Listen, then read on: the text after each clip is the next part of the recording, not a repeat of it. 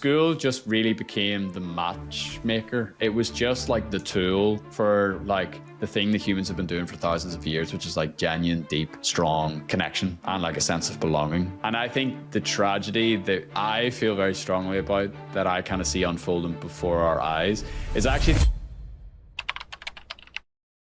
So when I was 18, I left Ireland for the first time and I moved to New York City. And it's the first extensive time that I was away from home. And I found myself like really trying to hold on to my Irishness for the first time. And I actually would never even have called myself Irish. So I'm from Northern Ireland, which is like very politically divided between like British versus Irish. And I never even saw myself as Irish until the second I left Ireland. And it was like all the American comments on the subway, or even just like my roommates, like first day I was there, my roommates asked me, do we have iPhones in Ireland? They asked me, do we have YouTube in Ireland? And this is 2013. And I remember just thinking like, I feel misrepresented. And I literally became radicalized with my own Irish identity. I like never cared for Guinness or nothing. And I all of a sudden started craving all these things that tried to connect me back to my identity. So now I actually like, I love to wear green because it's just a little thing. It's like, connects me back to my roots, connects me back to home. And then also I remember I read a study one time, I don't know, probably it was like a Tim Ferriss podcast. Is pretty much where I got like all of my early knowledge. Same. About the color green and how, you know, green spaces in cities, like cities that have more green spaces, like the suicide rate goes down, the well-being goes up. If you wear green, people feel calmer around you, they're more open. And for the types of conversations and things I like to do and flow, I'm like, bro, why would I not wear the color green? It reinforces my identity and makes people open up. It's like, this is a value stack, bro. When you say it reinforces your identity, is it like, I mean, what is green to an Irish person? Is it like, is there a definition? Is there a meaning? Is it just a feeling? It's the green grass of home. And when you've been away from home, that grass never ever looks greener. You crave like that. Ireland has a very earthy smell to it. Like when you're in nature, I know there's like soil everywhere, but there's a dampness to Ireland that is very rare to the island. And you know, you start to, you miss that like brisk, cold, damp greenness of the place. I remember I was writing something about like a local park, and I wrote a line, just like, you know, whenever you're just kind of like flowing, and it's like, it was green smelling. And I was like, yeah, that's what it is. It's like, I miss the smell of green. I don't know, just connects you back to a place. It is very green over here. It rains a lot. And so things do grow. Yeah, that's interesting. And when you go to LA, dude, it's a desert down there. And so but it's also very bright. It is very bright. It's like, oh, whoa, like, wow. Like even walking down, first time I went walking down Santa Monica Pier area, there's like a little wall with some like foresty bits and like a bike path, and you're like looking at all the coast sort of area. And I just remember like, it just felt very unreal.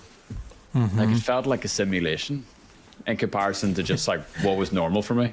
Yeah, dude, I lived in LA for like 5 years, and then we moved to the Bay Area, and now I live in like a rural green part of Northern California that's rainy, and it's the rainiest part of California actually. But when I lived in LA, it was like, well, it was really entertaining. Everything was really vibrant everywhere. Like we lived in Hollywood. We could walk to like Hollywood and Highland when we first moved there, which is a bad place to live. But like we lived by this like club, and our parking lot for our like shitty apartment was like, we shared with like the club parking, and our windows were these like slats of glass that even from the outside you could just like pull them off. And so this is when I first moved to California. I was just nervous. I was like, dude, we're like it felt to me like I was like, we're in like this sketchy area, dude. You could just pull our windows out from the outside. I mean, and I could hear people all night partying. But that was like my introduction to California. It was like living right in the mix of it. And then we moved to Laurel Canyon after a while, and it was super different, super nice. There's just so many places in LA though that represent totally different things. You've got I've only seen like this much of it. I've seen where the office is. Yeah. And I've seen Manhattan Beach and Venice, and like literally that pocket. I haven't seen anything else. That pocket is really it is really pleasant. I mean, Venice is really fascinating. People watching space. Dude, I got talking to, I think they referred to themselves as like the Black Israelites or something. It's like a bunch of black dudes who believed that they were like the true lineage of Israel. And I remember I had nothing to do. I was there. It was the first time I went to LA. I was walking down the street and they kind of like said something kind of provocative at me. And I, you know me, I just kind of walked up and I was like, what was that? You know, what do you want to talk about? And we ended up having this very long conversation. I was like, bro, people are different here. That's like exactly what Venice is. It's like where the people that are different go to express themselves fully in public. Express their differentness. Yeah, I walk around and I'm like, these are all people that are missing from all the other societies that I see. They're all here though. And yeah, it's kind of like, it reminds me of like I don't know, like an ancient Greece marketplace, only instead of like trying to sell goods, they're just trying to sell like niche weird ideas. An offline marketplace of ideas. Yeah, it's a little bit of a, I'd say Venice isn't really representative of like where Skool's HQ is. It's close, but what do you think of just like the location of the HQ, like the feeling of that spot? So the last trip I was there, we were staying in a hotel kind of maybe like a 5-minute Uber away or something. So every morning I would wake up early because of the jet lag, and would take an Uber like into El Segundo down, I don't know what street it is, maybe El Segundo Boulevard or something. It's like a main street. And every morning it felt like the intro scene for a school documentary. And then every morning then I just kind of kept building on it, and I was like, yeah, and then we would include this and we would include that. But there's something about like the shot of the early sunrise, smoke from the industrial, I don't even know what that is, like some sort of a power plant, and then the music's just like bam, and it's like, this is a place where like things are being built. Like this is a small little pocket corner of LA where it's like there's space stuff going on, and there's like industrial movement of machines, and I was just like, yeah, like, and in the middle of it there's just like very kind of pure, there's a software company that has a lot of soul, but also has a lot of this like building something of significance. So it's funny, you know, we talk a lot about Skool HQ being a character in the sitcom of Skool, and then I was thinking about that more, and I was like, interesting that, like, you know, the little city that it's in, I don't know if it's a city or a town or what it is. America's different over here. Maybe it's a village, who knows? But that little environment, it's also like kind of like a secondary background character, where it's like, this is also part of the Skool story, and it's an interesting place. It's kind of cute, also boxed in with all this industrial like airports and power plants. It's by the beach. It's like a very weird combo. Yeah. Is it too like egotistical to say that like El Segundo in a few years could be known as just like the place where Skool HQ is? I don't know. It would be a very weird theme park. well, what I mean is, like, you know, in Silicon Valley, it's like Apple was there, and then because Apple was there, because Steve Jobs was there, it's like now Facebook is there. All the tech companies, they just gathered in what was a random neighborhood in a place. And like, I'm just saying, I wonder if because Skool HQ decided to post up in El Segundo, it's going to become this place that other people want to be at, that it's not yet. I thought of that when I was there. I was like, it feels like the start of something that this place is not. This isn't like, there's no tech companies here except them, right? And I don't know, maybe they'll go somewhere else. I don't know if that is going to be the place they're in for years, but I had that feeling. What I see really already starting to happen very organically is that lots of people are moving. Like lots of people connected to Skool are moving to be closer to the action, but most importantly, like closer to each other. So I can almost see like El Segundo slowly being more and more integrated with the IRL community of school. And I kind of have in my head, and it's all just lofty nonsense that just like floats around in my noggin.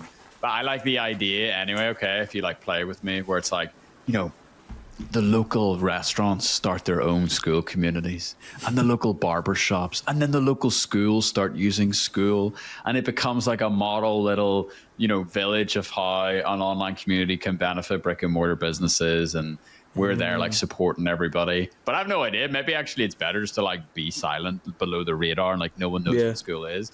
But I have heard a few people say, you know, because there's so much Skool merch now flying around El Segundo, because everyone's walking through, you know, wearing the brand, that people are like, the local people are starting to be like, oh, this Skool thing, huh? Like, what's this?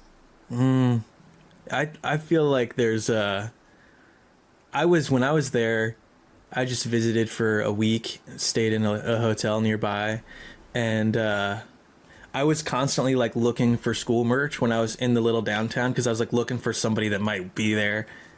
And I remember feeling like all these people like don't, you know, nobody knows that like what's going on in this little building that's unmarked on the corner, and they'd see the Skool logo and they might start to get a sense. But like the people that are really like in the grind of Skool every day, I think have this sense of like, we have a really big thing, and it's kind of a weird cognitive dissonance that I felt in there. I was like, because like next door is like a dive, I think it was like a dive bar, and I was sitting there talking to people, hanging out, and was it an Irish bar?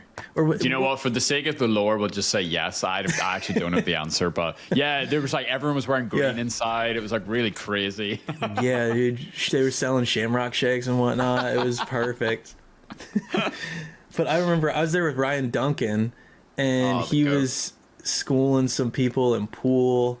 I've heard he's really good at pool. Actually, he's really good at pool. He's really good at a lot of things. He's like physically good at things as well. He must be like, in my head now that you say that, he must be like the archetypical perfect Australian lad, where he's like good at pool, good at darts, probably like good at some sort of sport that's like basketball but not necessarily basketball. It's like he's like well rounded at the college party experience. It's like he can dunk on people in beer pong, he can do this, he can do that. Yeah, he played like some type of professional hockey for a while. Whoa, yeah, sick.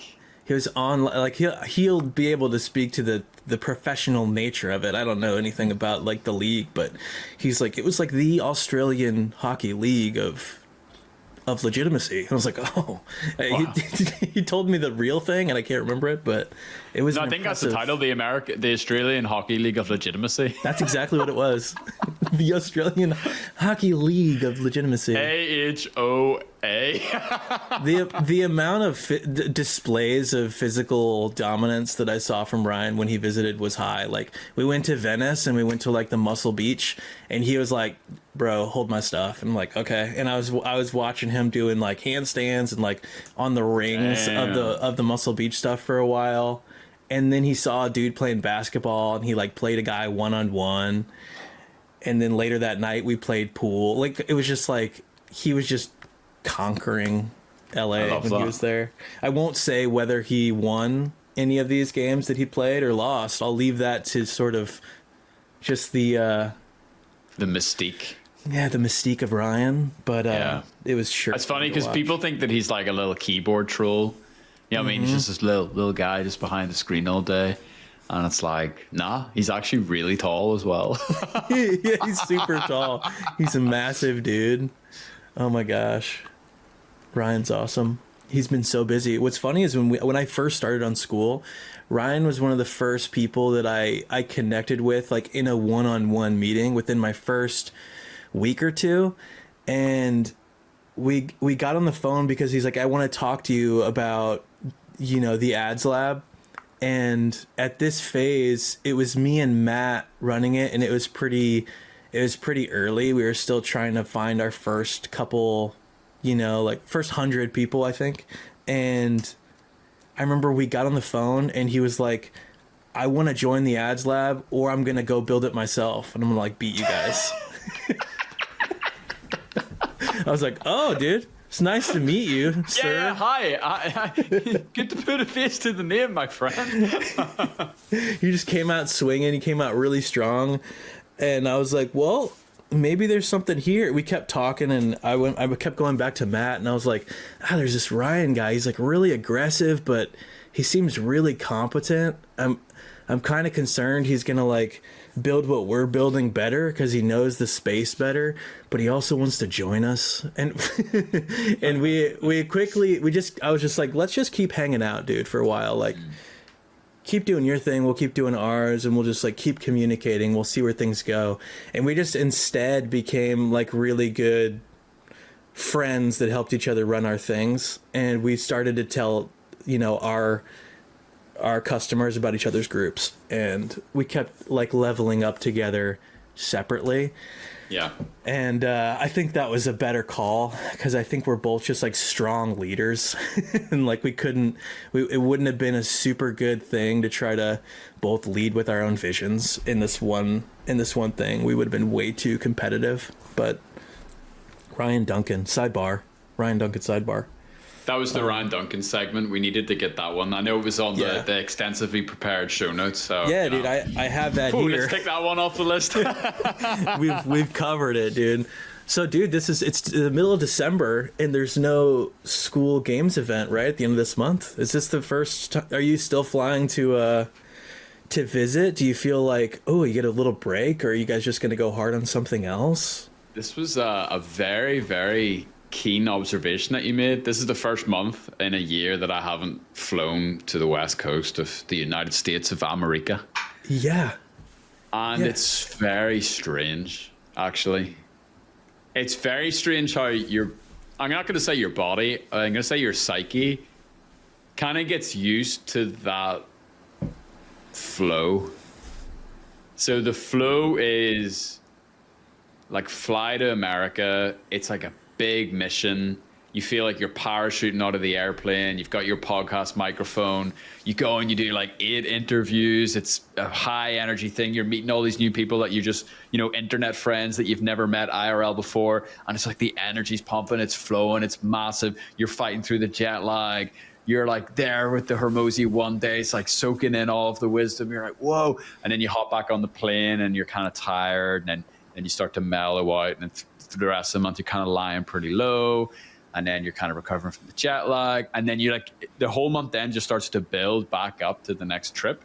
So I actually felt like almost like on like a rhythm level, I felt my energy starting to like really amp up. And then I had like nowhere to put it.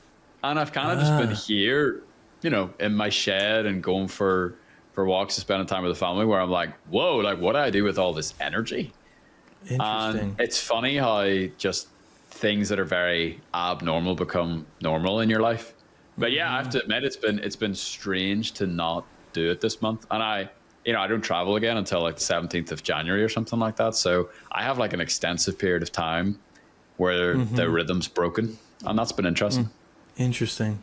In your neck of the woods out there in the Ireland, is it what's the weather like? Are people going? Are they going inward for the winter right now, or is it Yeah, more than anything, I would say it's the daylight that drives people inward, or the lack thereof, I should say. So the sun doesn't really rise here. I mean, I can give you official times if I Googled it, but like shooting from the hip, it's like sun doesn't really come up until like 8:30, 9 a.m. And then it disappears probably like 4. Yeah. So your hours of darkness are pretty extreme. And like, you need a certain mindset to be able to go against that. And what I mean is like last night I went for like a long walk with one of my mentor friends, maybe like a 3-hour walk from like, 8 p.m. when the kids got to bed until I think we got home like close to midnight. And you kind of have to force yourself to do that, because every part of your body is like, I'm not going out of that. Yeah. Do you know what I mean? And so there is, and a part of that's, I think, natural, and part of that's pretty healthy as well. Like, obviously, Ireland has a lot of farming, agricultural roots and heritage, And there is something about the cyclical nature of the seasons, where there's seasons where you go super hard, like when the sun's there, and then there's seasons where you lie low and you eat more carbs and you sleep more and you do this sort of stuff. So I don't know. I find myself kind of trying to find the balance between those two positions of, no, like, don't let the elements hold you back from living your dream life, to also like, yeah, dude, this is just nature's call and you just got to be in the rhythm of grace and blah, blah, blah, blah, blah. But people go inward, definitely. Yeah. It's a very slow time. People tend to isolate, which is fine if they're isolating with people. But if you don't have people that you're living with, it can be a very lonely time for people. Mm-hmm. Do you think about seasons of the earth in relation to seasons of business? Or do you just totally override seasons of the earth to a degree to meet the needs of whatever you're working on? Typically, like if I look at like the course of my business life, I've always gone super hard in the winter. Winter, I've always like, kind of like a phrase that was kind of revealed to me one time was like winter of work and summer of celebration. That's always kind of been my meta of like, use the winter, like the time where like you can't go hiking in the daylight and you can't go to the beach and you can't do this and you can't do that and blah, blah, blah, blah, blah. It's like over index on the work in that season so you can have a little bit more liberty and freedom in the summer seasons, because it's the inverse in summer. Like the sun comes out at like 4:30, the sun goes down at like 11:30 p.m. Oh my gosh. Like it's a big chunk of brightness. Yeah, maybe 10:30 p.m. but like late, like really, really late. Like you'll be going to bed at 10 and it's like it's still like bright outside. You're like, whoa. So that's actually something that really surprised me about LA though, because it gets dark really early. Yeah. Because when I go to LA, my brain switches to like perpetual summer mode. And then I'm like, hold on a second. It's like, where's the daylight gone? It's like, yeah. And it explains LA a lot more to me. I always wondered, this might sound like a very random thing, but I was like, why is there such a big like drink and drug party culture in LA? I thought it would be a little bit more like Australia. Now, obviously, they party like probably even harder than LAans, but the vibe seems different. Like in Australia, it's just kind of they're chilling out on the beach. Like it feels like sunrise to sunset. Yeah. But I guess like in LA, like the sun goes down. It's like, well, what are you gonna do? People just start looking at each other like, well, I mean, should we just go somewhere, or like, what's the crack? Whereas over here, like obviously winter times, pubs are really huge. In the summertime, I think people are a lot more outdoors. They're a lot more in nature because that's just the way it is. What is the scene like in the town you're in Ireland, as far as pubs out, like going out? You said you were out till midnight last night. I live in a very sleepy little village. So we lived in the city until just before COVID. And then we just accidentally, spontaneously, we got a place more in the countryside, I think like the month before lockdown. So where I am is like very quiet. I think there's 3 pubs and it's still a very small place. So there still is that culture. People love to go out to eat here. I know people love to go out to eat everywhere, but they especially love that in Ireland. Like people from Ireland are like big foodies. I think a lot of that as well is like kind of the comfort food, and that's a big part of our culture of winter times. Is like you want to find something to kind of give you that sense of warmth, and the fireplace and the hearth, you know, the hearth of a fire. There's a lot of big comparisons between like the church and the pub in Ireland. They're both like communal places. It's like the wooden part of the bar with the, you know, whiskey bottles is kind of like the altar. And it's like Ireland's always been organized around these small little cozy places, I think because of how long the winter is. And so, yeah, pub culture is pretty big. Restaurants are pretty big. And in Belfast, there would be a lot more, which is the city that's closest to me. There would be a lot more of like a scene. But even then, like, unless you're a student, it's not a lot of like partying. It's a lot of like hanging out in pubs, I would say, would be more of the vibe. And it's less bars. Like the difference between bars and pubs is kind of interesting. Like bars is like, for me, very American. It's like you go out to a bar and it's like a big thing and it's like a whole big experience. And like, there's like activity and like people are trying to pick each other up. And it's like, wow, so much energy going on. Whereas like pubs are just like very, very, very chill, very relaxed.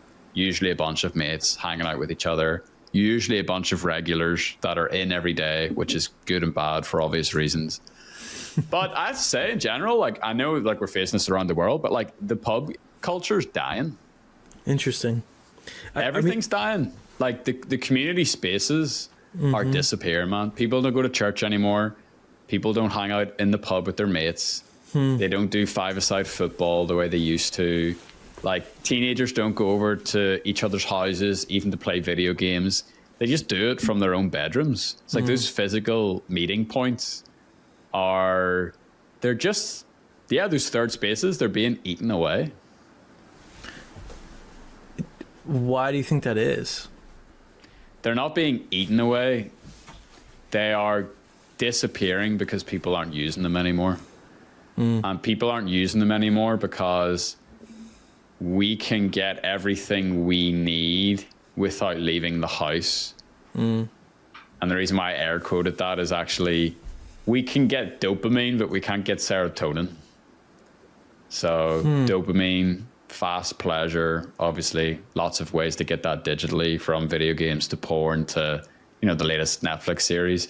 But that serotonin, that like long-term, slow release, slow burn, slow cooked payoff, warm, fuzzy feeling of belonging that takes a longer time to emerge.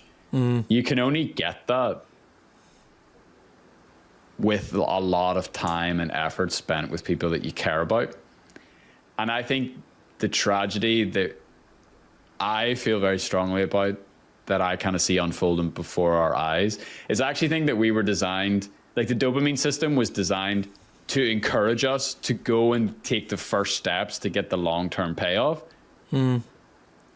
And now we can just like get the dopamine on our sofa. It's like we have no actual drive or incentive to get off the sofa to go and get the serotonin long-term payoff that actually would nourish the deep parts of ourselves and our souls.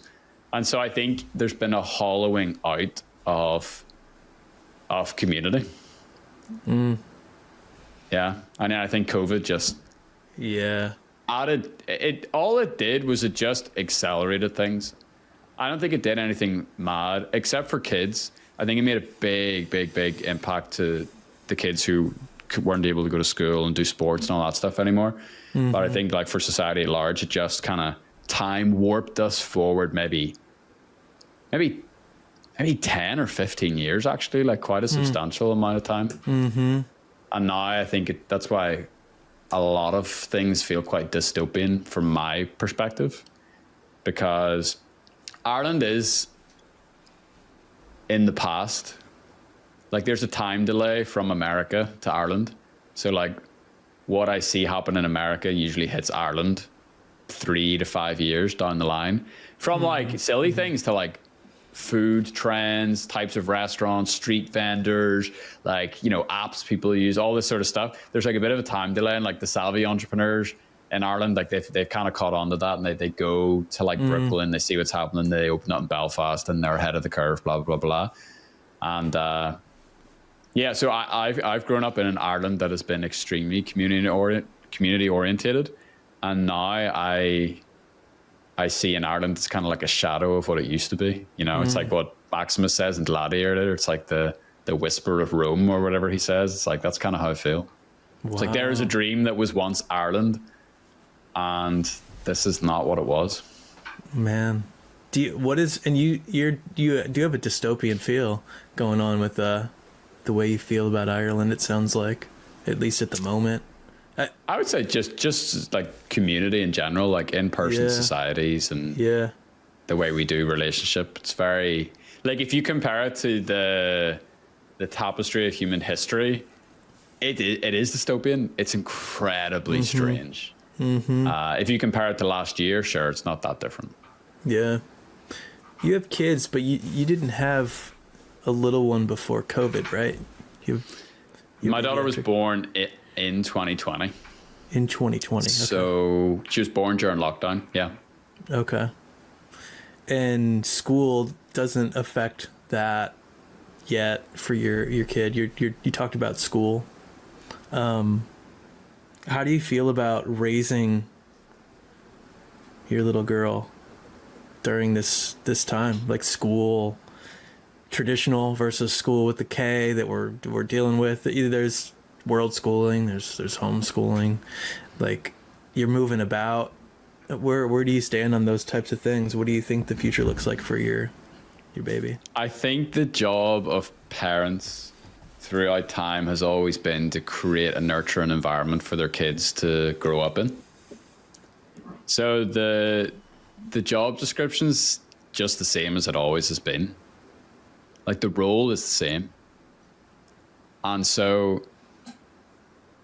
I actually don't think it's as crazy as much as I painted a dystopian picture of the world.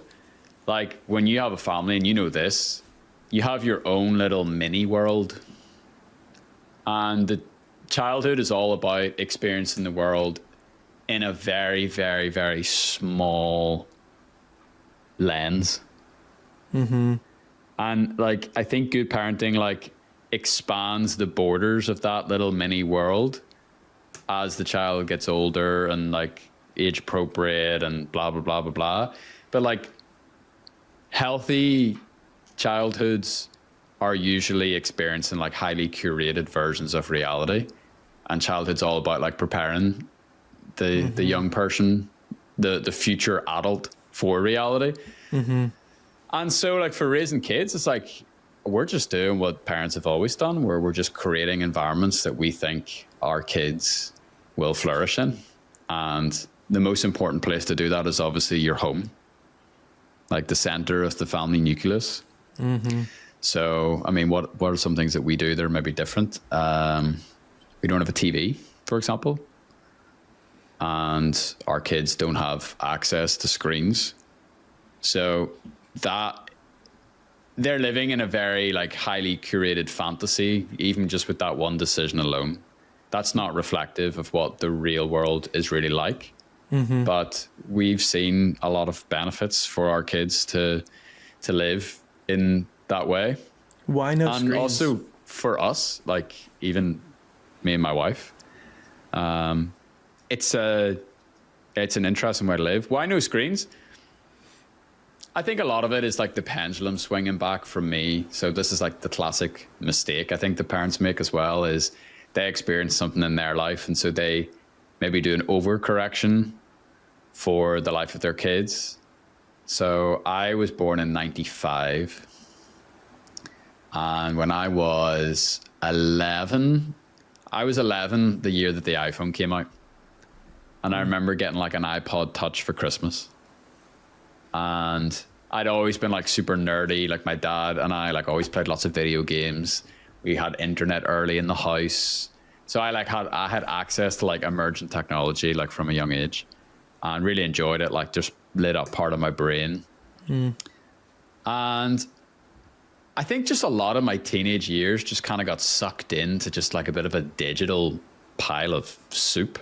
Yeah. Of like video games and porn and social media and all these things that I feel like kind of took me away from experiencing a lot of reality. But also they enabled like some of my vices, and they enabled me to like be distracted. I had a lot of physical health issues whenever I was younger. And I definitely, like when I look back now, I think that like having just like unlimited access to things like video games didn't really give me an incentive to get better anytime soon. So, you know, even like what we were talking about, like the dopamine thing, it's like if I was kind of good just to like stay in bed and like not go to school and just like play these games and, you know, get all this dopamine. But if I didn't have that, I probably would have like because there was a point where I was so sick, like I couldn't climb the stairs, for example. So if you like hone in on that example, then it's like, well, if I didn't have anything to like distract myself or entertain myself, I maybe would have like tried climbing the first 3 steps sooner. So I think it kind of prolonged a season of suffering in my life that really didn't need to be as long as it was. And I also just think that like, it's just maybe a controversial opinion. I just don't think like young people should be given unfettered access to infinity, which is really like the promise of the you know, the unbordered internet. Like there's a guy like ancient history, King Solomon, and King Solomon's like known for being the wisest man alive, and also like one of those absolute mad lads. Like he had like 900 wives and concubines and, you know, like tried everything, was just like worldly, and was just, you know, so curious to explore everything. I was like, this dude was like the king of a nation and had like all this wealth and all this power and was able to access these things. And it kind of ruined him a bit. And we're just kind of like, okay, 13-year-old, here you go. And it's like, they have like Solomon's ability, like tenfold, you know, exponentially kind of like played out before them. And it's like, yeah, I just don't know if that's necessarily the right approach. So yeah, I think like we want to raise our kids. There's a lot of interest in research and even anecdotal stuff of like a lot of the Silicon Valley guys that you were talking about. They, you know, their kids go to these schools where there's no technology and it's all in nature and it's all in forest. And so I don't know. I think like if you have the luxury to be able to like have space to think in your life, I think you don't need to think about it too long to realize that there's probably a more measured way to introduce kids to technology than the way that they usually are. And this will maybe upset some people as well. And this is not a judgment statement, because my wife and I are in an incredibly privileged situation where my wife doesn't have to work and she's able to be full-time with the kids. It's just harder to raise your kids without screens. And there's something about that that's quite appealing to us, where it's like, yeah, like why easy mode isn't always the best mode. And so, you know, it forces me and forces us to like be more present with them and to probably butt heads more than we would, and like really get into issues and like confront about, you know what kids are like. They have big feelings, they've got big emotions, and if you have something that you can just like distract them with in those situations, that's pretty easy. But I find in those moments, like there's something beneficial for my relationship with my daughters, and it does something to me as well. It's changed me as a person in good ways. So yeah, those are some rambles on that. That's good, man. Yeah, I mean, you said so many good things. I don't even know where to start, but I have a 2-year-old, and similarly, it's like no screens. And it's challenging when you go out into the world and you come back. I think one of the more challenging things is socializing her in a world that doesn't really have the values that you want the world to have. And she gets a little taste. Sorry. She gets this little taste of all the fruits of the things that are nice, you know, like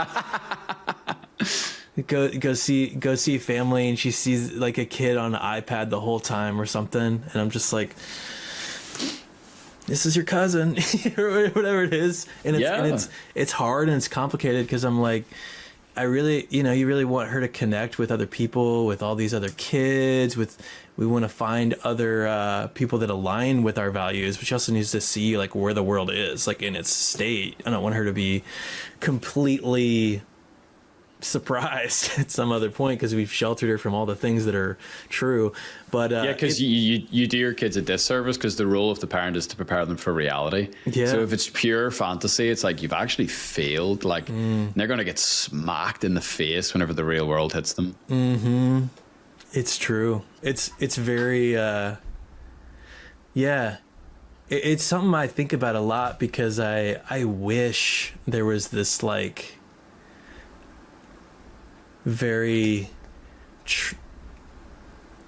I wish we all lived in these like little tribes that spent time together, and there was mainly not digital things, and the digital things were, you know, maybe existed, maybe they don't, but like I really think that the connection of people, especially kids to kids and other adults, and just I wish that was more present. But I find that because there are so many people that they don't prioritize like spend less time on screens and media, social media and these things. I've noticed that when I give Indigo the chance to go spend time with other people, it's like they're not giving her attention, and it's because they can't. They've like lost that ability of being present, and it's this feeling of like, it is this dystopian feeling maybe that it's similar to what I noticed you talking about. It just feels like, oh fuck, we're all gonna disconnect from each other, like if that's the path. And I think when people, like when historians look back at this period of time and they write whatever they write, I think what they will write about is what happens next. And I genuinely believe that like the next big kind of like social revolution, and I'm not saying it's going to be huge, like it probably will be really small, but I think the next kind of like, you know, in the 60s, like there was the hippies, and then it was in the 70s, it was this, in the 80s, it was that. I think like the next decade or so is going to be a lot of people who feel the way you do, who are just going to choose to like live in these very intentional communities together in person. Mm-hmm. It's like a return to the tribe.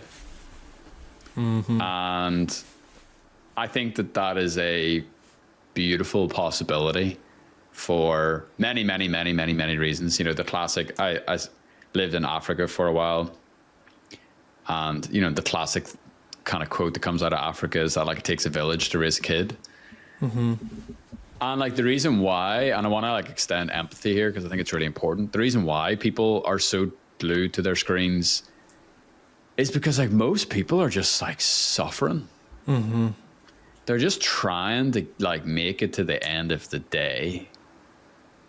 And if you have something that can just like make those bad feelings go away, even just for a moment, and even like speed time up so you can like get to bed faster, it's like, why would people not do that?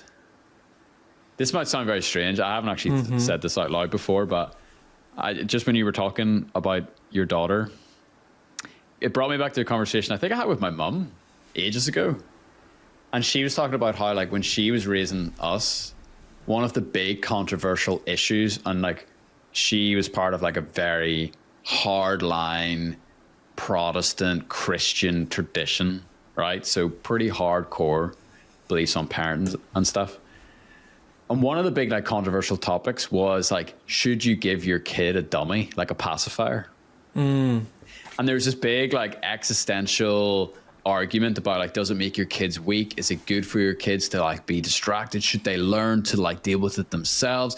Is it like basically coping? Is it parenting on easy mode? Like blah, blah, blah. And it's so funny now, if you compare like that argument to where we are today, it's like eons away from any topic about like, and I'm not saying that that's the way. I just think it's interesting how like culture shifted from like raising like resilient, tough kids because you needed to be, to now it feels like the parents, and again, this is not a diss, like it's like digital pacifiers for middle-aged people who are really struggling with their life. And it's just like these phones and these TVs and these screens, and they're effectively doing the same function, where it's like, oh, baby cries, give them a dummy. It's like adult sad, give them some dopamine. And I'm just curious, like, what does that do to us as a people? I don't have any like strong conclusions, but it's a question that kind of, in a very curious way, haunts me, I would say. Yeah. For me, man, I asked you about the seasons because I I use the seasons to like help me not just to help me like pay attention to the world outside of my digital life better. And right now it's the rainy season where I live, and it's always rainy, it's always foggy. I live in like a coastal redwood forest, and so like it's dark, and we don't get any direct sunlight all winter where we live. We have to hike up a mountain, which is like a 30-minute hike. Mate, you've shattered the illusion of California to me. Oh, dude, California is the most rural state in America, for one. What? LA and San Francisco represent the metropolitan parts of California, but like most of California is really wild, beautiful place. But many people don't think of California that way because it's known, it has its rap for the power that ekes out of the cities and influences so many people that it's known for that. But it's the biggest wild state that we have. And like, we live about 2 hours north of San Francisco. And I mean, I'm looking at a creek. It goes up by 10 feet when it rains hard, and it's when I walk out my house, it's like like you can hear. It sounds like Niagara Falls. And I moved from the city similar to you, like 6 months prior to COVID. We moved from Oakland, from the Bay Area, out here. Grew up in a rural area too, but like spent a bunch of time in the city after college. And for me, the city is something I spend like a careful amount of time there, because I start to like lose control over all the connection that I have with sort of the seasons in the earth, the more that I'm in the city. And when that happens, like I can't breathe. Like I can't move at a pace that is like intentional, and I lose intuition. And I also just become an asshole, like, too, slowly. Morally, I become looser morally. It's just like, I've noticed that's what happens. And so now I have the setup has to be like, country living with some city time because it's like there is a balance in like noticing the earth that you're on that brings you like a stability, at least for me. And the complicated part of that, though, is like my work is all online, and I have a baby now, and with her, I don't want her to have screens, but I want her to be a part of whatever I'm doing. And so she'll come in here and hang out on a Zoom call with Matt.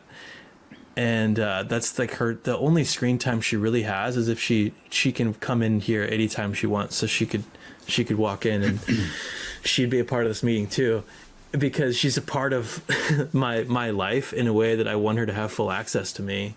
And what's really something that I have a hard time figuring out is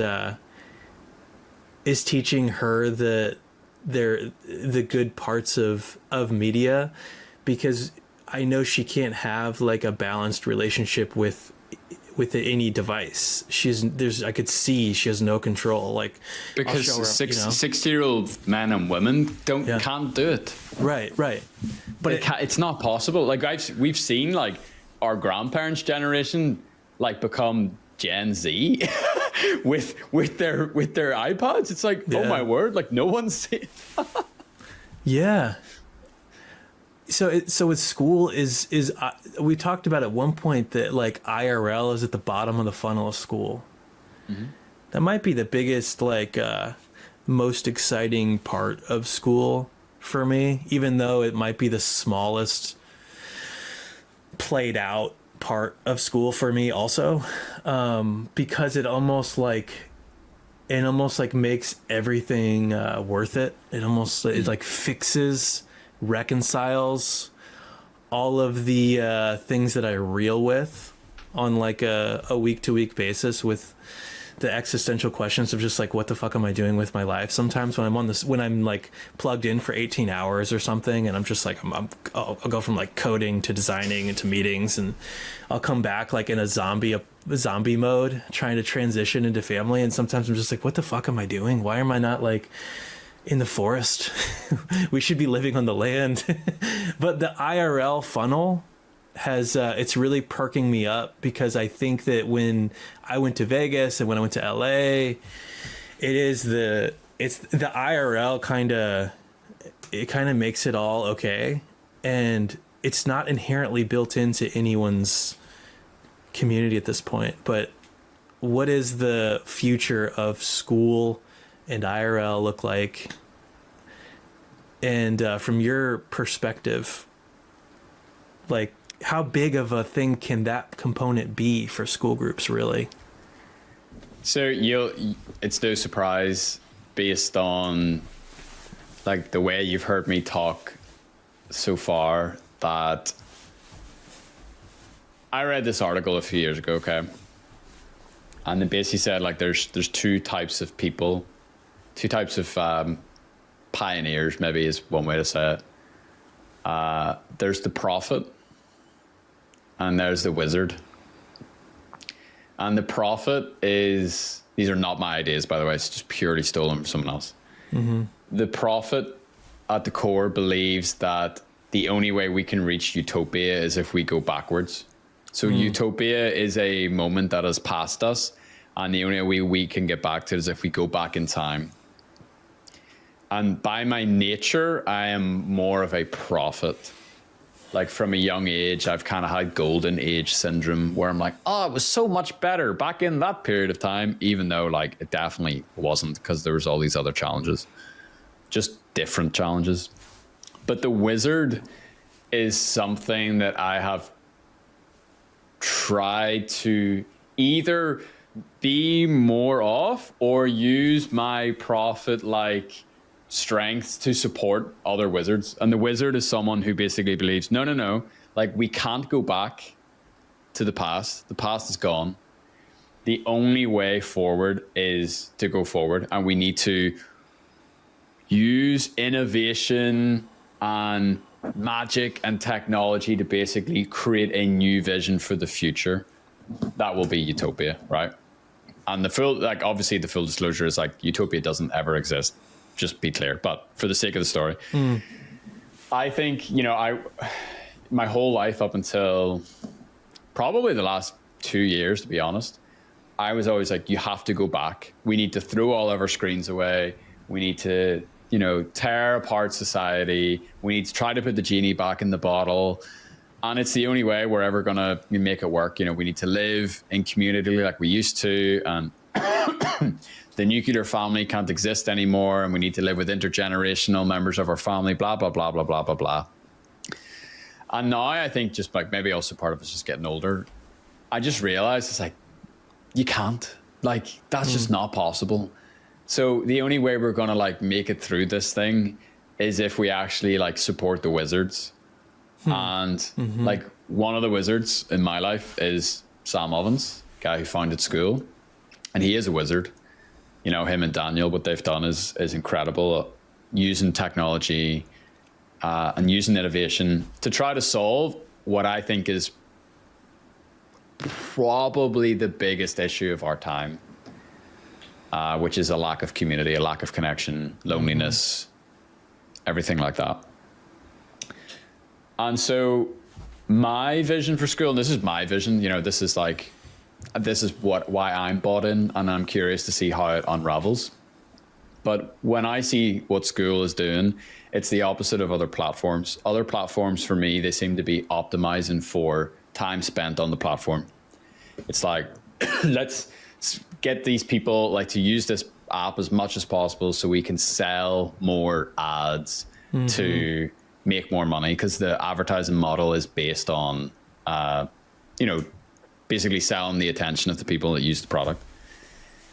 And so that, by its nature, like removes people from IRL, it removes people from society. And like a very interesting way to think about this is, so I used to live in a very working class part of Belfast, all these red brick buildings, terrace houses. A lot of the factory workers would have lived there. A lot of shipyard builders, people who would have built Titanic and like ships like that. And, you know, it's very interesting, like how those streets are organized. So at the front, there's kind of like, if this is one side of the street, and then there's the road in the middle, and then this is the other side of the street. So it's just like doors, windows, windows, and like just enough space for maybe like 1.5 cars to like come down the middle. So it's like before cars, that middle space would have been like a community hangout spot. People would have had barbecues there. The kids would have been playing football on the street. And then like the car came along and like totally like eliminated that space for people, because now everyone's cars are parked there. The kids can't play there, blah, blah, blah, blah, blah. You can't sit outside your front door because there's a big car in your way. But around the back of the houses, there was like a little alleyway. And the alleyway used to have like a big, long kitchen sink. And it was called a jaw box, because like all the mouths would be like going around this box. And it was like where everyone did their dishes. It's like where everyone like did their washing. And it was like another like very like central part of like the city community. It's like everyone would be there. Everyone would be talking. The kids would be there, blah, blah, blah, blah, blah, blah. So then you think about like something like a radio gets introduced. You can actually, before radio, you can say newspapers, right? So newspapers get introduced to print and press. All of a sudden now, people are in the corner of that community scene with a newspaper in front of them. And the newspaper is like literally a barrier. And if you think about like the word screen, like the word screen is also used to describe like a barrier. You know, like a screen that you get changed behind, all that sort of stuff. So the newspaper goes up in front of somebody's face and it's like literally a screen. You can't see that person anymore. It's like they're sucked into like an alternate dimension, if you want to be really dramatic about it. And then like, but they're still there, you know, they're still like in the mix. And then the radio comes along, and now like it kind of kills conversation, because now the radio becomes like the dominant voice in that community space. So everyone will like kind of listen quietly to the radio and then maybe like commentate on the radio. But everyone's still together. It's still like a communal thing. Then the TV gets introduced, right? And so the TV takes everyone out of the street and puts them in the living room. So now everyone's inside. They're still together, but like they're maybe together with their family and their friends. It's not like a whole street experience. It's like you're now inside. And then like the personal computer gets introduced. And now that's like even more of a solo activity, but maybe it's in like the living room or the kitchen or something, so it's still in the common space. Then phones get introduced, and that's a very, very solo experience. Now people are like each in their own bedrooms on the same street, while the living room's empty, like the street corner's empty, and it's all just like a very isolating experience. And so I think like that's kind of the trend that I've seen what technology has done to community. That's a trend, what I see technology does to human relationships. And like most platforms, I'll not even bother naming any because you know what they are. They operate kind of like with that, like it's very hyper individual, blah, blah, blah, blah. And what I think is interesting about Skool is that, yes, it's an online product. Yes, it's software. But the goal is to like connect you with people. It's not, the goal isn't to isolate you further away. So it's like, hey, what are you passionate about? It's like, I'm passionate about chess, or I'm passionate about ads, or I'm passionate about grass, or I'm passionate about Ireland. So it's like the passion is really just like something to hang your hat on. The passion doesn't even really matter. It's just a vehicle to connect you with somebody. And then once you're connected with somebody, then you'll hop on a call like this, right? Still through a screen, still whatever. You'll hop on a group call. You'll message people in the comments. You message people in the DMs. And there is a flow to Skool where it's like, first you see someone post something, then you see a comment, then you maybe see them on a group call. And the natural kind of like progression of that funnel is you go and you meet up with them in real life. So, you know, we are rolling out a feature next year called Skool Map. Every community will have a map. You'll be able to see where every single person in your community is around the world. And you'll be able to also like host meetups on that map. So you'll see, oh, this is where lots of people are. So let's like throw an event for these people here. And the goal is to take it off platform. The goal is to like take it into the real world. And like what I've experienced on like a meta level of like going to the Skool Games events once a month is like you build such intense, deep relationships there. this one that you and I have included, where there's always a follow-up, like, so Skool just really became the matchmaker. It was just like the tool for like the thing that humans have been doing for thousands of years, which is like genuine, deep, strong connection and like a sense of belonging. So Skool allows you to find your people, and then once you find your people, now you have relationships with these incredible people. And I think the expression of that is going to be more and more in real life. And whenever, at a time where all these third spaces are disappearing, where unfortunately you can't just go and sit out on the street anymore, you can't just go to the pub anymore, you can't just like rock up to these historic legacy spaces. So with the idea of the wizard is like, you have to find a new way. And I think the new way is actually through passion, and it's through things that people are interested in, and it's bringing like-minded people together who have shared values, or at least shared interests. And that's the way. And then once you find your tribe, I would be very hardcore, where I'm like, give it a few years, get those relationships pumping, integrate your families with those people, and then like strongly consider like moving in close proximity to those people and doing life together, and building your own little tribe. But yeah, that's definitely not on the roadmap. You think that's to me, that's it feels like the prophet in you influencing the wizards that build stuff. Like, how did the importance of IRL enter the fold for Skool? Has this been in Sam's mind since the beginning, or do you think that's something that's evolved into the picture at some point, like with the masterminds, or how has that component and that feature that's coming out, like how does that enter the conversation, or has it always been there? I mean, the honest answer is I don't know. Like, I haven't asked Sam about the origins of the IRL component. I do know that like a big philosophy of Skool is emergence theory. So watching and seeing what people do, and then supporting the things that people get really, really excited about. So we've seen the impact and the life change that's happened whenever people like you win the games and they come and they hang together IRL. Like, you see it in their eyes, you see the messages afterwards, you see the relationships that the ripples of relationships that continue from that point. And you say, and then you see like different communities on the platform hosting these big meetups. You see people spontaneously, other community owners, throwing these events, throwing these meetups. Like Ted Carr has ran like a bunch of events for community owners around the world, and like everyone just keeps showing up to them. Everyone loves them. We threw one in Ireland and it was just insane. Like, people were experiencing like deep transformational, like letting go of stuff. There was a lot of tears. There was a lot of laughter. I see the ripples of relationships continuing from that event. Calvin Hollywood put one in Germany. It's like hundreds of people showed up to it. People are very passionate. People are very excited. So it gets to the point where you're just like, you take a step back. You're like, like people really want this. So like, let's just make it easier for people to do this. Yeah. And that's ultimately like what Skool is. It's like, hey, like, we notice people really like to connect in communities rather than courses. And they love to do it around things they're passionate about. Let's make a software that would make it easier for them to do that. So it's kind of like quite obvious whenever you look at it and you're like, lots of people are hanging out and meeting up IRL. And also lots of people are always like, no, I missed this one. Where's the next one? Is there a meetup happening soon? Like that. So there's a demand as well. So it's like, just enable what people naturally really want to do. And it's not a bad strategy, I guess.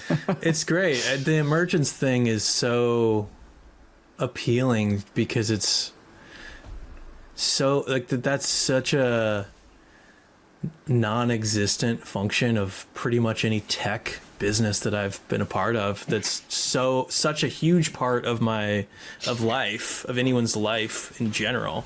It should be infused, and it's clearly different with Skool, with the way Skool's built. I mean, whenever we went to Vegas in person, dude, it was like nothing made a bigger impact than that for our team.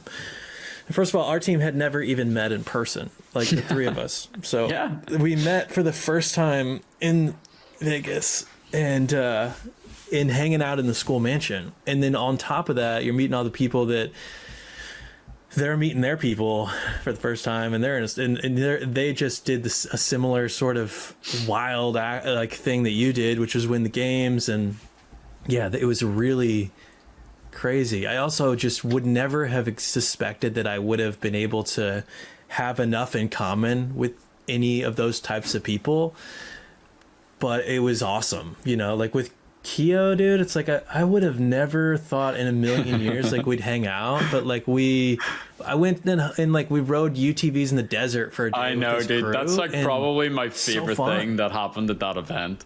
And I love just like, you know, if you look at even just like on paper and optics and everything, it's like you guys are just like an unlikely combo. Yeah. And it just works so well. You know what I mean? It's like, yes. But I think that's the thing that maybe I think people on the outside of school kind of sleep on, is that like school is a community. Like it's a community of community owners. And there's something like incredibly powerful about that, where like the types of people that want to lead communities is a very specific type of person. And my kind of whole soapbox on this is, like, they're the people that were maybe kind of like weird in their friends and their family.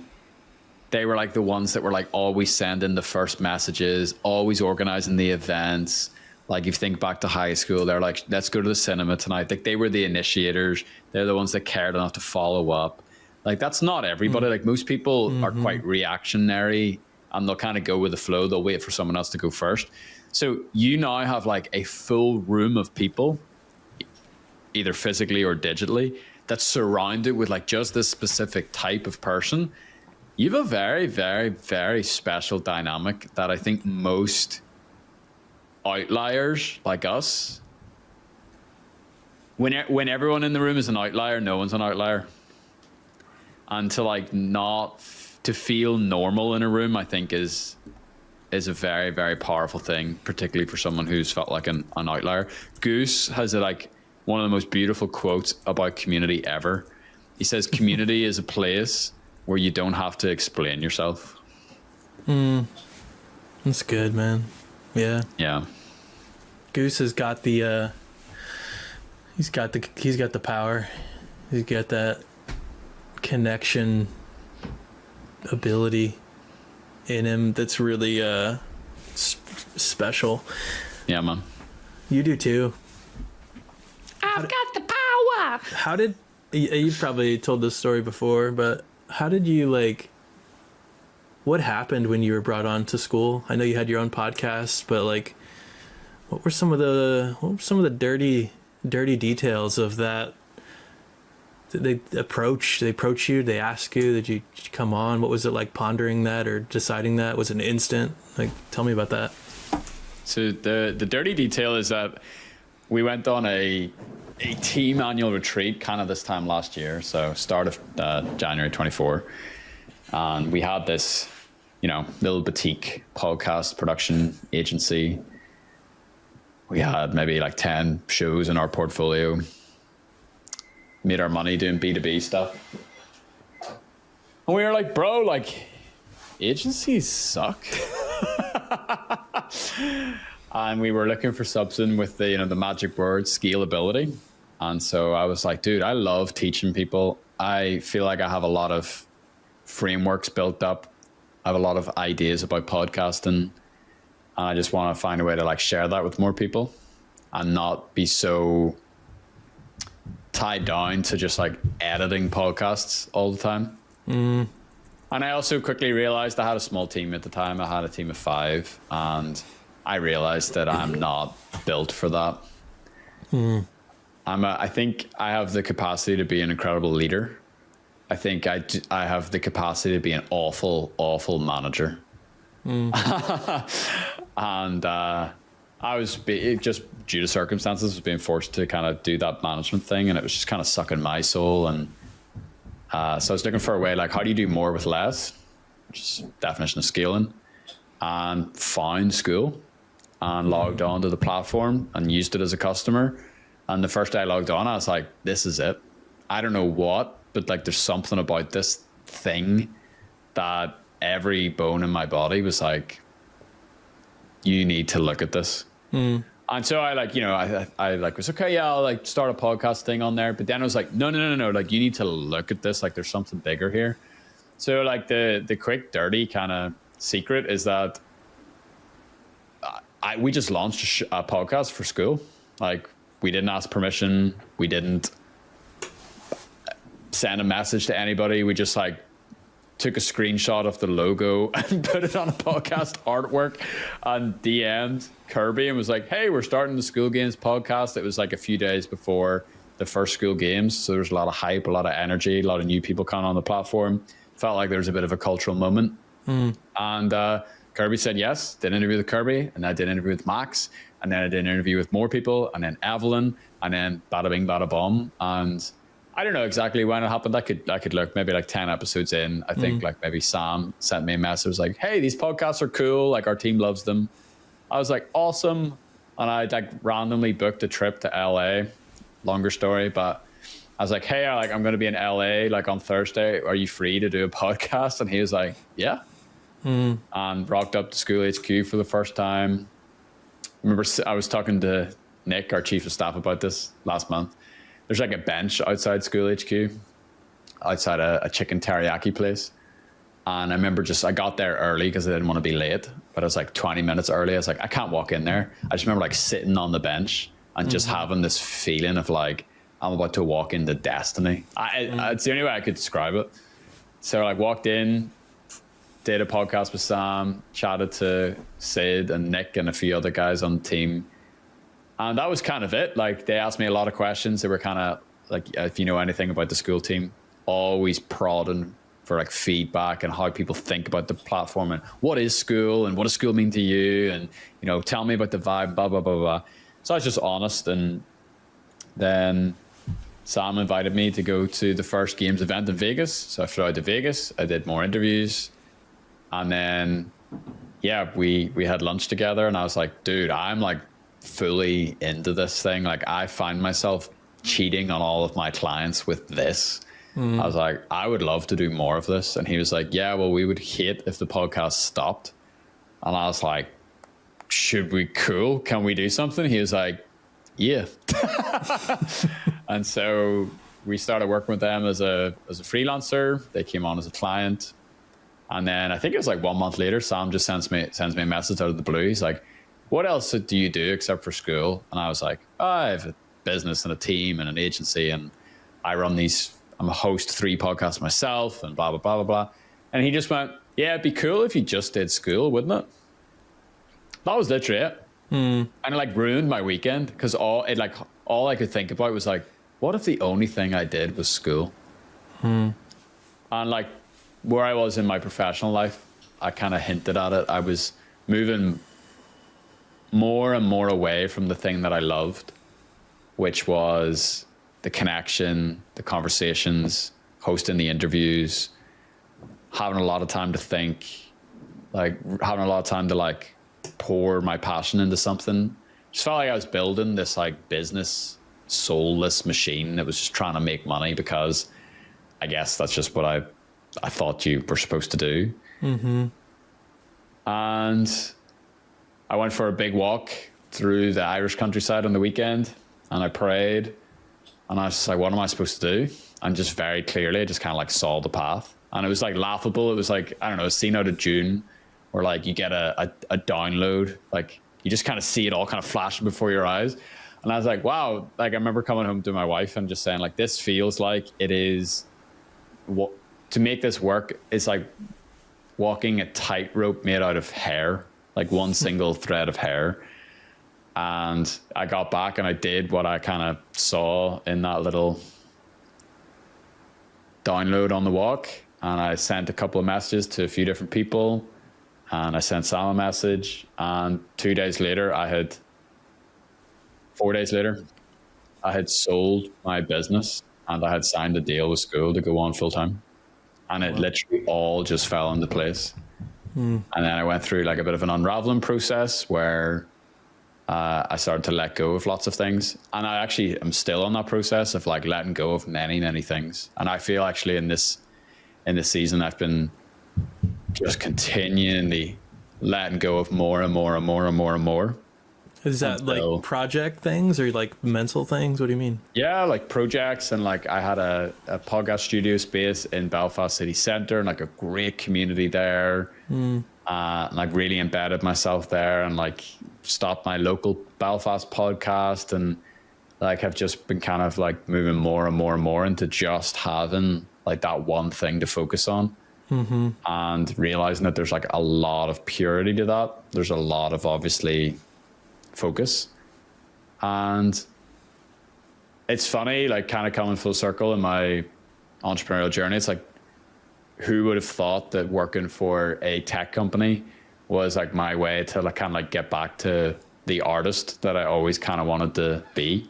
And I think that's one of the attracting things, like professionally for me working at school, is like everyone there is more like an artist.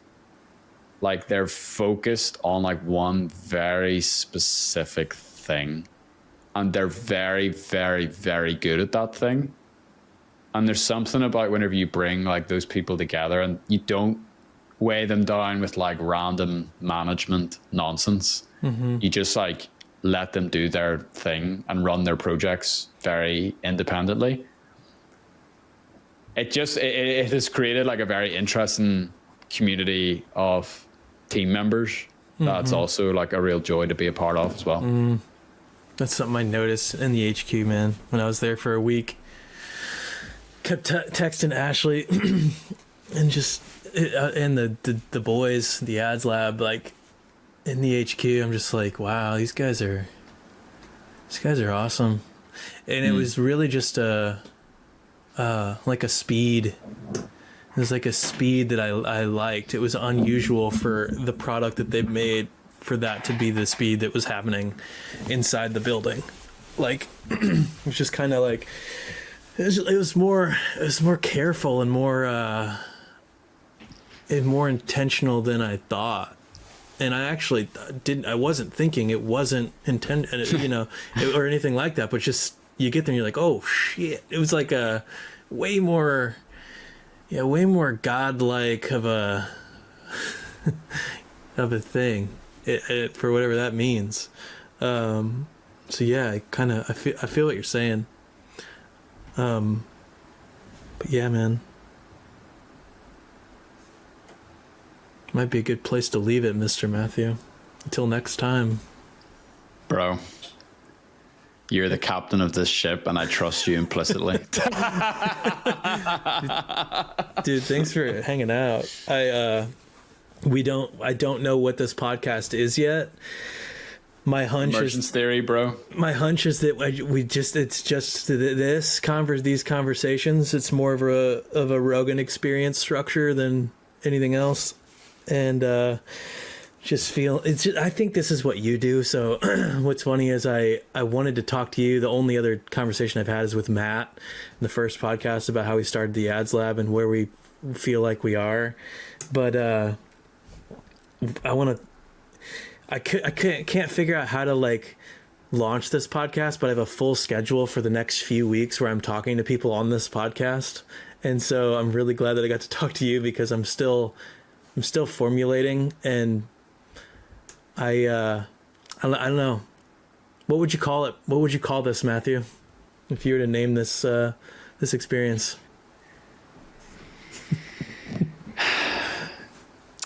Before we get to the name, yeah. If I was you, I would just live stream this directly onto YouTube. Okay. And then it's done. Like as soon as you hit that off button, it's like the podcast is up. And then you just drop the link anywhere you want to drop it, if you even want to drop it somewhere. But I think for you, like, especially if you're going for this kind of Rogan experience, I would just keep it like so stripped back. And that's what people crave. People just want like that. They want the hangout vibes, you know? So I would like keep it very pure and fun for you, and just like part of that is just like removing all complexity. And in terms of a name, you could call it Hanging Out. You could call it Community Consciousness. Yeah. Inner community. Who do you want to like? Who do you want to talk to? What's funny is there's a couple of groups. I mean, I want to talk to you. I want to talk to the people that are making Skool. But I also want to talk to people that I'm hanging out with in my community as well. And my friends that I build Skool because of, like Ryan, you know. I one of the reasons that we decided to have a podcast is just to selfishly be able to keep up with people like Ryan and you regularly with an excuse to like, it's for a thing and people can watch it, but it's like otherwise we won't get to hang out. So there's a part of me that's like, well, this is just like Devin. There's another part of me that's like, well, how do I make this an ads lab expense so that it's there's that part of me, to be honest. How does the team support this? Because, you know, we have a budget. We brought on an editor, a full-time video, and we have another person that does image. Like, we have resources. But what you're saying is strip away the complexity and just stream it, which I really like. Oh man, don't let an editor near this, dude. Yeah. Because then you're gonna have to start to like justify it, and then it's gonna have to have like an ROI. And you know what? If this is a method to get an ROI, like you gotta cut this thing right now. Like this is not, it's not a growth vehicle, you know? Yeah. Yeah. So I would say if you want the return on investment, what I would probably do is I would probably live stream it inside your community. I would let your people be a part of it and allow them to come and hang out with us and ask questions. And then the ROI is that they get to know you better. They get to maybe have some of their questions answered. And they also just get to be exposed to like the wider ecosystem and ideas about community and all that sort of stuff. But I think more and more like people just want to hang out. I think live is going to be really important for Skool going into 2025. I think that's like a big thing. It's like the classroom's going to become less relevant and people will just want to like not even like receive immense amounts of value, but just hang out with people that they like. And if they have relationships inside your community with each other, then they'll just want to like do more of that. I was on a call the other day, very interesting, a great woman called Janie. And Janie is an English paper piecer. It's like a form of quilting, like a hobby, like, I don't know what you call it, like cross stitching or knitting something. Yeah. And do you know what she does with her community, man? She just like once a week or whatever it is, like hops on a call and everyone just knits. Bro, I felt like crying. I was like, bro, that is like, that is it. Like, I don't know what it is, but that's it. Yeah. So I think if you wanted to use it as an ROI, I would live stream it into your community and bring your people on for the ride. And then it is like, it's a community experience. I think that there were many boxes that I was thinking about checking, and maybe it's just there's actually multiple projects. I think that's what I'm realizing talking to you, and the fact that there's no name and there's no structure right now is because we know it's coming, but it's just not here. And it feels like there's an ROI, maybe just show with an editor, and then I think there is just a hanging out, which is just this, should just be streamed, because they're different. They're going to definitely feel different in the moment. I had this idea to literally interview people that we want to reactivate in the ads lab that were great contributors that did numbers in our group, but because we helped them get to whatever level they're at with ads, they inherently became less a part of the ads lab because now they're successfully running a community. And although we're like, yay, I'm kind of like, how do we get them back? And so one of the reasons we started to think about a podcast was just like, what if I just interview all the people that we want to get back? And it kind of acts as a reactivation. And so there's kind of those people in one bucket. But this is a bucket of just like, I do just want to hang out like with you and Ryan and Goose and a lot of these people that we all have so many duties or things now. Like I just want to hang out and bro, I'll hang out with you like without the red light being on, like easy. Dude, easy. Now that I know, yeah. You didn't need to start a podcast just to do this. But I joined your community. I went through this and I created a podcast so that we can talk, Matthew. I thought this was your love language, dude. Although I have to say, there is something really nice about like, there's an intentionality to conversations within the apparatus of a podcast that I really enjoy. Yeah. It's like, you know, because you're not like checking your email. You're not like trying to Slack somebody. It's like, you're just here. And I think that's one of the things that's kind of kept me addicted to the art form is that forced presence. It's like the drug that I keep coming back for more, that I really love. Dude, the podcast, the School Stories podcast. We can stop at any time, by the way. I know it's getting late. We're going on an hour and a half. Let me know at any moment, dude. We can wrap it up. I am curious before we go, like it feels to me like you do a lot more than the School Stories podcast for school. How is the School Stories podcast like evolving and in your role on school? How is that evolving too? Are you more podcasts in the future? Is it the same? Is it less podcasts? Because I feel like you're such a big part of school and people know you as the podcast guy. But I mean, come on, Matthew, don't fool. You're not fooling me. Okay? So who are you? Things that I'm really interested about going forward is a lot of things I just said to you. Like I'd love to do a lot more hanging out style content. I'd love to make it like not just me. We did some podcasts in the past that were very much like me and Nav hosting some, me and Goose hosting some. I think me and Victor have hosted a few. And just like building out like the characters of the community and involving the community a lot more in the creation of the process. Because right now it is very isolated. It's like me and a winner basically in a little studio in Vegas. And our episode's dropping this week, which I'm very excited to share with people. Wow. So I don't think it's like getting rid of that. I think it's just sprinkling in a couple of other wee things to like make it feel a little bit more alive. Mm-hmm.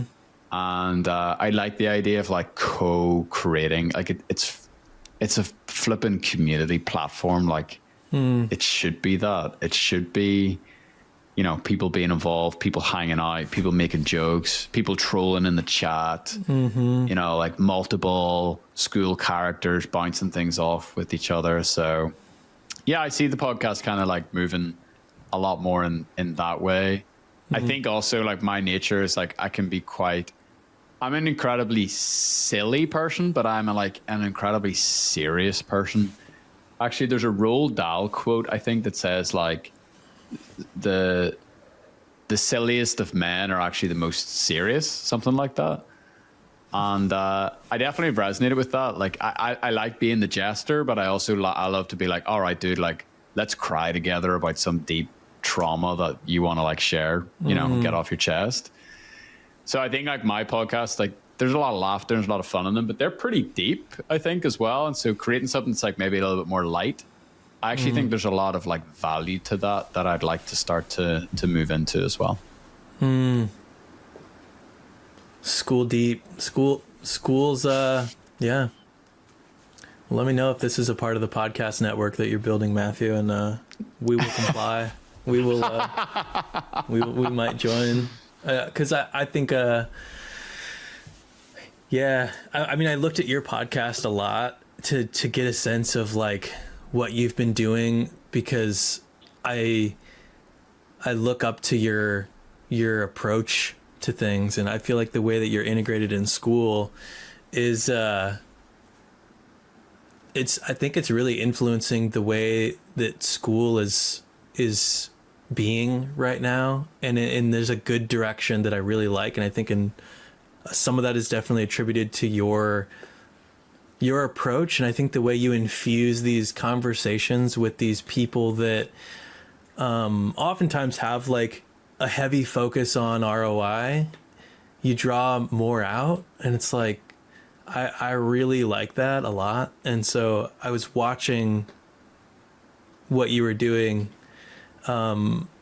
just to study from the perspective of somebody else. I'm probably the only other podcast about school potentially. There's more, but I don't know. It's uncharted territory to start a non-school sanctioned podcast unless you're Matthew Thompson, and that trajectory led you to being a part of school. So I don't know. It's just I mean, so far there's 100% success rate on that path. Who knows what might happen? I'm just starting this podcast because I want to be on the team with you. You're like, yeah, I read the blueprint and it worked for this guy. So it's like, why the hell not? Something that is really interesting is like, and this is kind of reflective of like bigger changes we're making across kind of like our whole approach in general. But like the podcast has been very money orientated, you know. The podcast is kind of like a mirror reflection of the community. And you know, I was like going through like all the titles recently, and it was like something like the last 20 episodes were all like money orientated. And I just went on there and I just changed them. I changed loads of them. Like, I think like we did an episode with Max Pearson and his team in the Cybertruck, and the title was something like Swedish millionaire teaches me how to make 300K a month or something. And I was like, oh no. I actually went down. I think I renamed it to like Belly Laughs in the world's first Cybertruck podcast or something. And I kind of had to like break, you know, because I'm working for a company, like school is paying me to run a podcast. And so I think I felt like this pressure to like grow the YouTube and get views. And like we were doing these crazy intros. And like I learned a lot about content. And I think like definitely none of that's wasted. But definitely the focus for moving into the new year is like, this just exists like not for strangers. This exists for like people on the inside. And we want it to be like very fun and informative and a bit insidery. Like the priority and the focus is to like serve the internal community. And when it's that, it doesn't need to be as optimized. And like we've just made the decision recently where it's like, we're just not going to care about the YouTube views. It's like, because school actually doesn't track views. Whenever you watch a YouTube video on school, it doesn't count. So we basically are just like, we are just going to like make something beautiful for the community, which is how I started it. And it's like where now I'm coming back to. And so I'm excited just to kind of like be released into the freedom of that as well, and not feel the need to like direct conversations like a specific way that I think would have a broader appeal. And that's why I kind of give you the advice earlier of just like, make this fun, make this pure, like live stream it, warts and all. Like there's something very endearing about that. And it's operationally efficient for you as well. Dude, I think I just literally I was a button press away from the stream. So I think I just hit the button over before we started. So literally, you're using the right software. You've got the right setup. It's like you're literally, it's one extra click and the puppy's already done. Sweet. I'm going to take your advice. Sir. The only reason I didn't because I don't even know what this is yet. But I haven't even logged into your YouTube account on this. I don't know what YouTube channel it'll be or what. Yeah, I get you, man. But that is some food for thought. Just let it rip, man. You know, it's live music, and just like it's a beautiful, fleeting moment. And if anyone ever finds out about it afterwards, that's fine. Yeah, I honestly think it's just the easiest and the most fun thing to do in business. It's just to have a long conversation with somebody that is in a trench that you're in, and you're just like, what are you seeing? But I actually wanted to call this School Notes because I was like, I'm just calling Ryan because I want to compare notes. And then I was like, I can't use the school name. And then fucking Matthew's going to be like, dude, School Notes? What the fuck? Like, we're School Stories. Everyone's going to mix it up. But originally, I actually built this whole, I was thinking about how like, oh yeah, it would be really nostalgic, you know, like passing notes in school. And like, I'm just calling Ryan to be like, hey, like, let's just compare notes last month, catch up. Cause that's what it is. And then I'm like, no, dude, I don't want to be like the school. Like they just sent this document out about like not using the school logo. It's like and I would have to, and so I started to get in my head about this idea of being School Notes. But a part of this raw, let's just see what's going on conversation was literally just like, I want to be influenced by the right people. And let's just weave this structure into the routine of a month and compare notes. And so, yeah, maybe there's something there that I'll return to after having this conversation with you. I'll just put dude, I don't. If I was starting something like this, I would call it hanging out. I'd literally just call it that. Yeah. Hanging out. All right. You know, Evelyn told us to call it the School Ads Lab, and we changed it within like 30 seconds of her message. It was so bad. We were the Facebook ads sharing network. And ooh. Yeah, it was very over thought out, overproduced name. The Australian Hockey League of legitimacy. Exactly. Evan's like, you should be the School Ads Lab. I'm like, oh my God. She's right. Yeah. I remember that day Matt and I were talking. We had a meeting every morning. We recorded it every day, and it's really fun to look back on, kind of startups for the rest of us style. Like, let's just record every day where we talk about where we're going. We did that for like the first 3 months of our school. It's just a folder of videos now. But I remember the day that Evelyn DM'd me. I was on the call with Matt, and I was like, holy shit, dude. The queen of school. And we were like we were off the radar. We were known of any, like no one knew about us at all. But Evelyn had joined our group, and she DM'd me, and she's like, you need to be the School Ads Lab. You should just be school related ads only. Don't be doing like other unrelated, because we were just Facebook ads. And I remember in our meeting that day, I was like, fuck all the plans that we have. Whatever Evelyn says in the DMs, like, those are our new plans. And so I was like asking her questions, and I remember she was just like, this is what I would do. I would call it the Ads Lab. I would post in your community and say, we're now that, and I was like, I remember like she would say something. I'd be like, Matt, the plan today is like, we're going to post in our community, and it was like she just took over. She basically just CEO'd for master. A couple days as we re-established. And yeah, she's back again. I talked to her yesterday. So it's like, I think I'm gonna join her mastermind group. She's just good company, the right balance, I think. And I'm gonna share a little sneak peek of something with you. You wanted a juicy exclusive? Here it is. This is all it is. All you're getting is a photo. There you go. Okay. I think you need to bring it on stage or something. Yeah, there it is. Ooh, interesting. This was us earlier today. Earlier today? Mm-hmm. Huh. I'll have to ask. I have a call with Nav tomorrow for this podcast. Oh, I'm going to have to ask her about this photo. Look at this. What is this photo, Nav? Tell me what happened. I got the sneak peek. Tell me more. I'll just be the guy that's the second level where you guys do things, and then I talk to you guys, and then I'll just like, some people will find it in the zeitgeist through this other forum. Some people will find it however you do it. I also think that's probably a position you guys want to be in. I think that's like there's like a battle over where the information like exits schools planning, like party planning committee, like who hands it out into the world. It's like a nice position to be in. So I'm not just going to say I want it and I'm getting it, but that would be a good place to be in, I feel like. I feel like that's somebody responsible.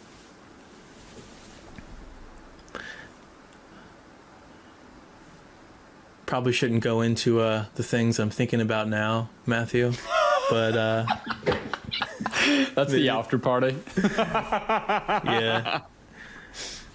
Yeah, it's been real. Anything else you want to say? Do you want to pitch any of your side projects or anything like that, Matthew? Right now, now's the time. Yeah, I'd love to. So one of the side projects that I'm really working on at the minute is I have no side projects at all. I have nothing. The only thing I have is school. And it's a beautiful thing, man. And That's nice. yeah, I think I would just encourage like people who are building community just to keep going, whether that's online using the software or if it's offline doing your own thing. I would say like the world needs you. It needs people who are willing to go first and plant a flag on something, whether it's like chess, Super Smash Bros, running ads to school. It's like passion is very, very important and very lacking because passion's the thing that kind of brings us together. And so, yeah, keep bringing people together. Pursue your passion, find your people. Thank you, Matthew Thompson. That is a wonderful, wonderful message. I love you. Love you too, bro. It's been real, man. It's been real. Thank you. Peace.